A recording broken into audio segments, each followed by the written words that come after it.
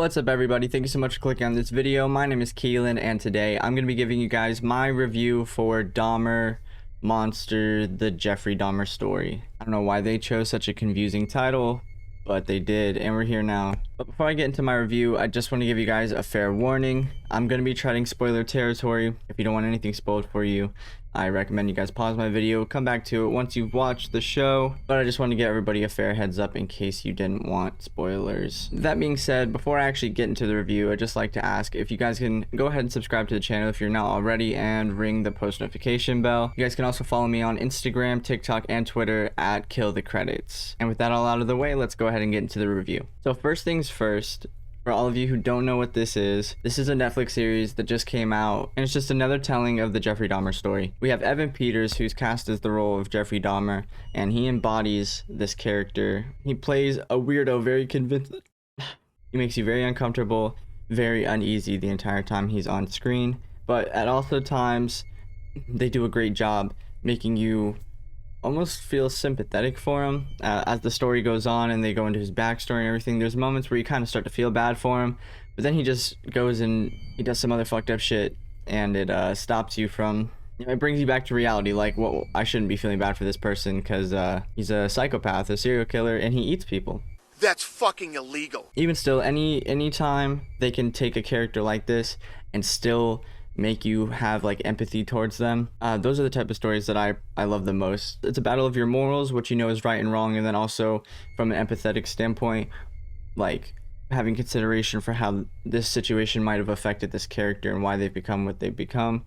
But at the end of the day, you know, a crime is a crime. Killing people is a serious thing, shouldn't happen, and you especially shouldn't be eating humans. So it's just like that dynamic, that back and forth, where like you start to feel empathetic, but at the end of the day, you can't feel sorry for this person because they've done a bunch of horrendous stuff. Not to mention, there's so many more characters in this story that they dive deep into and they flesh out very well, and you can connect with those people much better without feeling guilty about it. That alone helps you connect to the story better.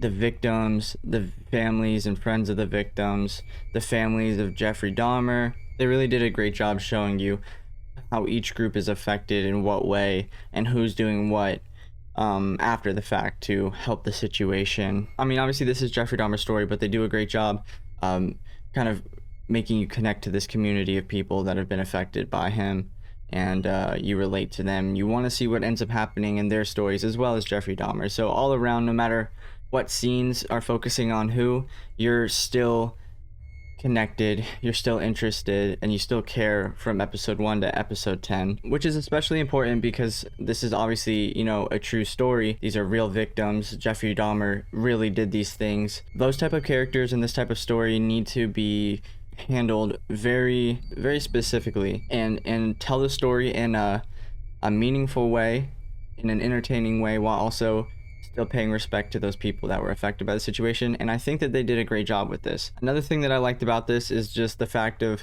how unconventional they told the story.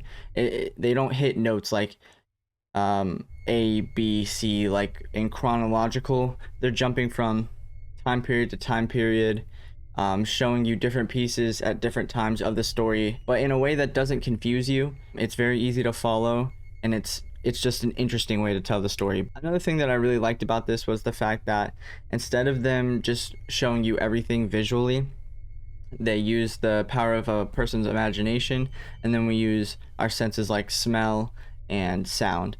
And so sometimes you'll see dissections happening or something horrible happening, but for the most part, when something's going down in Dahmer's apartment, they'll show you the perspective of his neighbor, and you're hearing the sounds from his apartment carry through to the neighbor's apartment.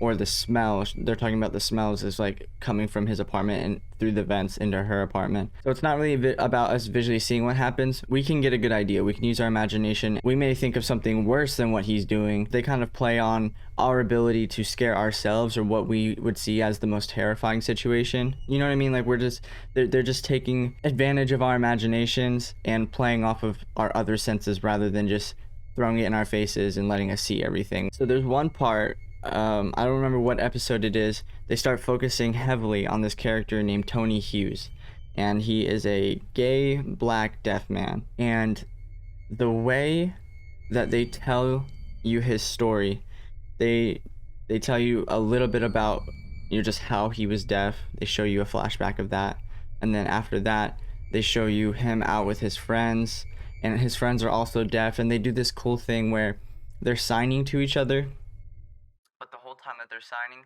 all the ambient sound and background is muffled and toned down, so they put you into their world, into their perspective, help you connect to those characters even better. You also get to see how kind-hearted Tony is. He's, a very family-oriented person. He's a very friend-oriented person. He also has strong beliefs in his dreams and, who he wants to be and the things that he wants to accomplish. Those are all attributes that you can use to connect to a person. And, but they just displayed it in such a beautiful way that by the time he actually crossed paths with Dahmer, you're sitting there yelling at your screen, telling Tony to get the fuck out of there. Like, we know what's gonna happen. And that's why when the outcome is what it is, and you find out what happens to Tony, it is... That was probably the peak moment where, like, my eyes started to fill with tears. I was, like, talking about it right now. It's kind of getting to me just a little bit. But yeah, it's just sad. It's just a heartbreaking thing. That was probably peak depression for me in the shows when that happened. But he's not the only character that you can connect to like that in this story. They just do a great job honing in on these people and humanizing them and humanizing the community and having you like roped into the feeling of that, or the feelings that all these people are having, and this group experience that all of them are facing all at the same time. Overall, I would highly recommend checking this out. There's so many subtle details, nuances throughout the story that if you're not paying full attention, you'll miss details in the background, just little telltale signs of where the story is going to go, or details of things that Dahmer's done that they don't necessarily show, but things happen where you can kind of piece them together if you're paying attention. And I wasn't originally going to do a video for this because I haven't done a TV show yet, but I enjoyed the series so much that I felt the need to come on here and give you guys my opinion and push more people to go ahead and check it out. Now, when I was taking my notes down at the very end, I did give it a 7 out of 10, but